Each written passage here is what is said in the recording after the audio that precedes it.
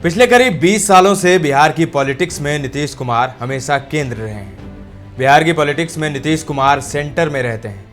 नीतीश खुद को समाजवादी विचारधारा से जुड़ा बताते हैं। नरेंद्र मोदी के उभार से पहले तक एक हद तक अपनी वैचारिक लाइन स्पष्ट रखते थे। एनडीए में होकर भी बीजेपी की नाराजगी की फिक्र नहीं करते थे, लेकिन 2013 के बाद स्थिति पूरी तरह से बदल चुकी है।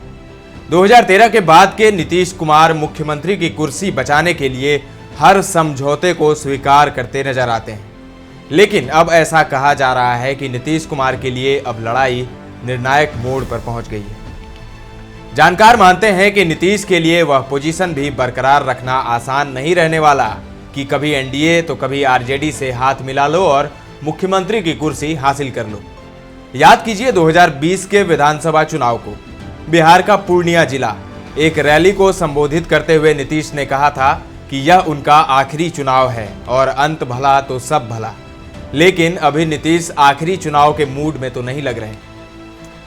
बात यह भी है कि नीतीश कुमार अब 72 साल के हो चुके हैं। नीतीश के बाद जेडीयू का क्या होगा?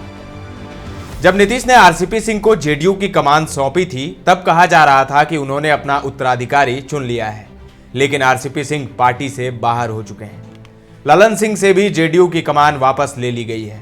कईयों का मानना है कि नीतीश की पार्टी बीजेपी और आरजेडी में समा जाएगी, क्योंकि जेडीयू में मंडल और कमंडल का खेमा है।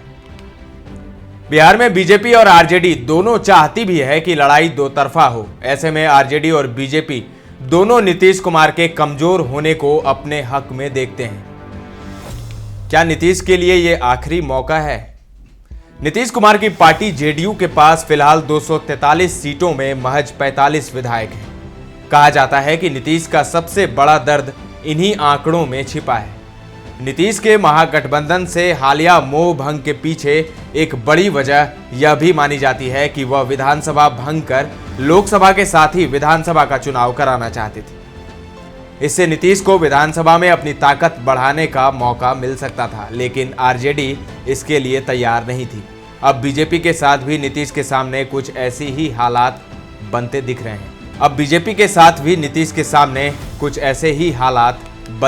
हैं। ऐसे वक्त में नीतीश कुमार के लिए भविष्य में क्या रास्ता बचा है? क्या नीतीश के सियासी सफर में करो या मरो के हालात हैं? राजनीतिक मामलों के जानकार मानते हैं कि राजनीति में हर मौका अंतिम मौका होता है। यह सरकारी नौकरी की तरह नहीं है कि 30 साल तक नौकरी में रहेंगे। चुनावों में हर बार आपके पास केवल 5 साल का समय होता है। बीजेपी ने पिछले विधानसभा चुनाव में चिराग पासवान का इस्तेमाल नीतीश को कमजोर करने के लिए किया था और इस बार भी वो नीतीश को कमजोर करेगी। इसकी भी संभावना है कि लोकसभा चुनाव के बाद बीजेपी बड़े सहयोगी यानी अपना मुख्यमंत्री बनाने की मांग कर दे। साल 2020 के विधानसभा चुनावों में जनता दल यूनाइटेड के महज 42 सीटों पर जीत मिली थी। नीतीश कुमार और जेडीयू के कई नेताओं ने बाद में बीजेपी पर आरोप भी लगाया था कि चिराग मॉडल की वजह से जेडीयू के कई उम्मीदवारों की हार हुई थी। दरअसल चिराग पासवान की पार्टी एलजेपी ने उन सीटों पर अपने उम्मीदवार खड़े किए थे जहां से जेडीयू के उम्मीदवार चुनाव लड़ रहे थे, जबकि उस वक्त एलजेपी और जेडीयू दोनों ही एनडीए में शामिल थी। तो अब नीतीश के सामने क्या रास्ता बचा है? नीतीश कुमार के सामने सबसे बड़ी चुनौती बिहार विधानसभा में अपनी दल की स्थिति को मजबूत करना है, ताकि उनका राजनीतिक महत्व बरकरार रह सके। लेकिन क्या यह नीतीश कुमार के लिए इतना आसान होगा? राजनीतिक मामलों के जानकार कहते हैं कि नीतीश अब राजनीति में पूरी तरह अप्रासंगिक हो चुके हैं। उनकी लोकप्रियता भी बुरी तरह गिरी है। उनके वोट में भी भारी कमी आ चुकी है। लोग कुछ भी कहें, लेकिन उन्हें लगता है कि अब जेडीयू के पास 7 से 8% से ज्यादा वोट भी नहीं है। उनके मुताबिक यह नीतीश कुमार के लिए अंतिम मौका है। वो राजनीति से विदाई के लिए एक सुरक्षित और सम्मानजनक रास्ता तलाश रहे हैं। माना जाता है कि नीतीश कुमार अपने इसी रास्ते की तलाश में ही विपक्षी एकता की कोशिश में लगे हुए थे। विपक्षी नेताओं की पहली बैठक बिहार की राजधानी पटना में ही हुई थी। भले ही नीतीश किसी पद की लालसा से इनकार कर रहे थे, फिर भी माना यह जाता है कि नीतीश कुमार के मन में विपक्षी गठबंधन इंडिया का संयोजक बनने की इच्छा रही होगी। कहा जाता है कि तेजस्वी यादव के भविष्य के लिए लालू और आरजेडी की भी यही इच्छा थी कि नीतीश केंद्र की राजनीति में सक्रिय हो जाए। नीतीश और बीजेपी का संबंध। जानकार मानते हैं कि नीतीश अगर विपक्षी गठबंधन में होते तो उनके लिए भविष्य का रास्ता थोड़ा आसान और सम्मानजनक होता, लेकिन कांग्रेस को भरोसा नहीं था, इसीलिए उनको संयोजक नहीं बनाया। हालांकि अब भी नीतीश बिहार की बेहतरी की बात करके कभी भी पाला बदल सकते हैं। माना जाता है कि इसी संभावना को देखकर आरजेडी सुप्रीमो लालू प्रसाद यादव ने कहा है कि नीतीश के लिए हमारा दरवाजा हमेशा खुला ही रहता है। इसके अलावा तेजस्वी यादव ने भी नीतीश को लेकर ज्यादा तल्ख बयान नहीं दिए हैं। हालांकि उन्होंने हाल ही में कहा है कि अब नीतीश को साथ लेने के फैसले में वो शामिल नहीं होंगे, ये जनता ही तय करेगी। अब बीजेपी से हाथ मिलाने के बाद भी नीतीश के लिए हालात आसान नहीं दिखते हैं। बीजेपी ने बिहार में अपने दम पर सरकार बनाने का अपना मकसद जाहिर कर दिया है। बिहार में बीजेपी के कोटे से सम्राट चौधरी और विजय कुमार सिन्हा 2 उप मुख्यमंत्री बनाए गए हैं। इन दोनों नेताओं को नीतीश के धुर विरोधी नेता के तौर पर देखा जाता है। इसे एनडीए में वापसी के बाद नीतीश के लिए मुश्किल रास्ते की शुरुआत मानी जाती है। जानकार कहते हैं कि नीतीश कुमार राजनीति के माहिर खिलाड़ी हैं, इसीलिए हो सकता है कि वो राज्यसभा चले जाएं। राजनीति में हर कोई अपने बारे में सोचता है, कोई भी अपने दल या दल के बाकी नेताओं के बारे में नहीं सोचता है। नीतीश कुमार के लिए अनुमान लगाना भी मुश्किल है। जानकारों की माने तो जनता दल यूनाइटेड अब अपने अस्तित्व के संकट का सामना कर रहा है। एक बात पर बीजेपी और आरजेडी दोनों एक मत हैं कि जेडीयू के दिन कम हैं। सम्राट चौधरी ने भी अपने भाषण में कहा है कि हम अपनी सरकार बनाने के लिए प्रतिबद्ध हैं। जानकारों के मुताबिक बीजेपी का इशारा यही है कि नीतीश अब जाने वाले हैं और यही आरजेडी समझती है। दरअसल इसके पीछे की बड़ी वजह जेडीयू में दूसरे नंबर के नेता का अभाव।